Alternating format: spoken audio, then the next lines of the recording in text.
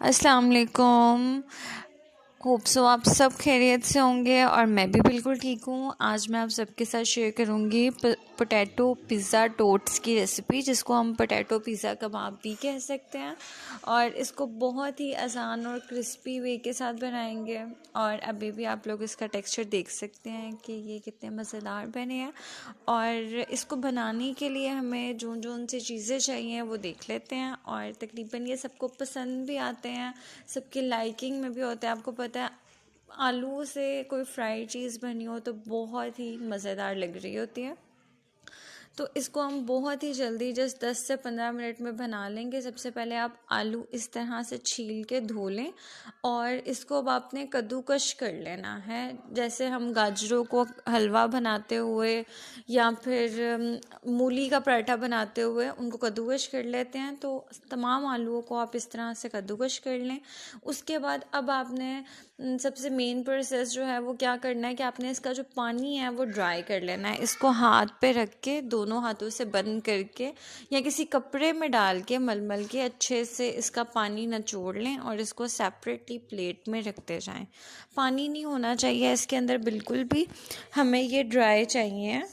اور تقریباً اب میں نے اس سب کا پانی جو ہے وہ بالکل ڈرائی کر لینا ہے، اور اس کے بعد اس کو ایک پلیٹ میں آپ رکھتے جائیں. اس کے بعد اب آپ اس سارے ٹیکسچر کو ایک باؤل میں ڈال دیں کیونکہ مکس کرنے میں اور چیزیں ایڈ کرنے میں آسانی رہے.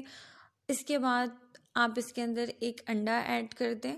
آلوؤں پہ ڈپینڈ کرتا ہے، اگر 5 سے 6 آلوؤں سے زیادہ آلو ہیں تو آپ 2 انڈے بھی کر سکتے ہیں. اس کے بعد میں 1.5 چمچ 1.5 چمچ میدے کا ایڈ کر رہی ہوں. آپ ادھر کارن فلور بھی ایڈ کر سکتے ہیں. اگر میدا نہیں ہے مکس ہربز ایڈ کریں پیزا فلیور کے لیے. اگر مکس ہربز نہیں ہیں تو آپ ادھر اوریگینو ایڈ کر سکتے ہیں. چلی فلیکس ایڈ کریں 1 ٹی اسپون نمک یا حسب ذائقہ. تھوڑا سا زیرہ پاؤڈر ایڈ کریں، اور تھوڑی سی وائٹ مرچ کا جو پاؤڈر ہوتا ہے اگر وہ نہیں ہے تو آپ ریڈ مرچ کا پاؤڈر بھی ایڈ کر سکتے ہیں، اور تھوڑی سی کالی مرچ ایڈ کرتے ہیں. اور آبویسلی اگر آپ لوگوں کا سامان زیادہ ہے، آپ زیادہ کباب اور یا یہ پیزا ٹوسٹ بنانا چاہ رہے ہیں پوٹیٹو کے، دین آپ اس کے اندر مٹیریل مزید ایڈ کر سکتے ہیں آلو کی مقدار کو دیکھتے ہوئے. اب جو ہمارا مین انگریڈینٹ ہے اس کے اندر، سیکنڈ مین انگریڈینٹ، وہ ہے چیز. میں نے یہاں پہ موزریلا چیز کے سلائسز لی ہیں، اور مزید میں اس کو کیوب شیپ میں کٹ کر رہی ہوں کیونکہ ایزیلی ان کی فلنگ ہو سکے. آپ لوگ بھی موزریلا چیز لے لیں کیونکہ یہ موسٹلی تقریباً لچک کے لیے اور اچھے سی خوشبو فلیور کے لیے یہی یوز ہوتی ہے. اگر آپ کے پاس یہ نہیں ہے تو آپ چیڈر بھی کوئی سی بھی چیز ڈال سکتے ہیں، برگر چیز، چیڈر چیز. تو پہلے آپ تھوڑا سا مٹیریل لیں گے، دین اندر چیز ایڈ کریں گے، اور اس کے اوپر پھر سے مٹیریل رکھ کے اس کو اس طرح سے بند کر دیں گے، اور یہ پیزا ٹوسٹ پوٹیٹو کے ریڈی ہیں. آئل گرم کریں اور اس کو اس کے اندر فرائی کر لیں. جب 4 سے 5 منٹ ایک سائڈ پہ گزر جائیں گے، آنچ میڈیم رکھیے گا، دین آپ اس کو ہلکا سا ہلا کے دین پلٹیں. انشاءاللہ یہ آپ لوگوں کے بھی نیچے بیس پہ نہیں چپکیں گے جس طرح سے میرے نہیں چپکے ہیں. اس کی کیا وجہ ہے؟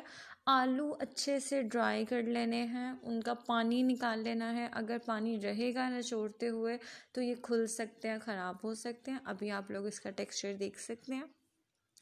تو اس کو آپ اچھے سے فرائی کرتے جائیں، 4-5 منٹ ایک سائڈ پہ دیں، دین پلٹیں. اور اب اس کو بہت ہی اچھا پیارا سا کلر آ چکا ہے.